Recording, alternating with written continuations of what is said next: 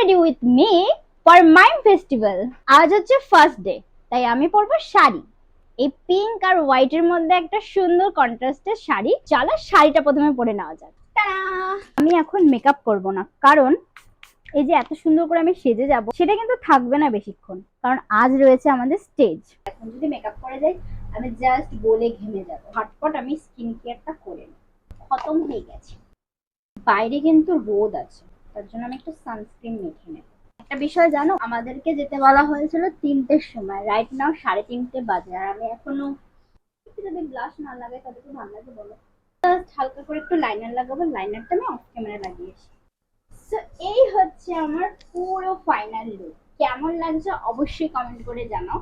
আর এটার সাথে আমি এই হার না কি বলে এটাকে, চিকটা পরবো, বাট আমি এখন এটা পরে যাব না, কারণ একটু কেমন জানা লাগছে, ওখানে গিয়ে ঠিকই পরে নেবো। তো আমাকে কেমন লাগছে অবশ্যই অবশ্যই কমেন্ট করে জানাও। আর এই ব্লগটা খুব তাড়াতাড়ি আসবে।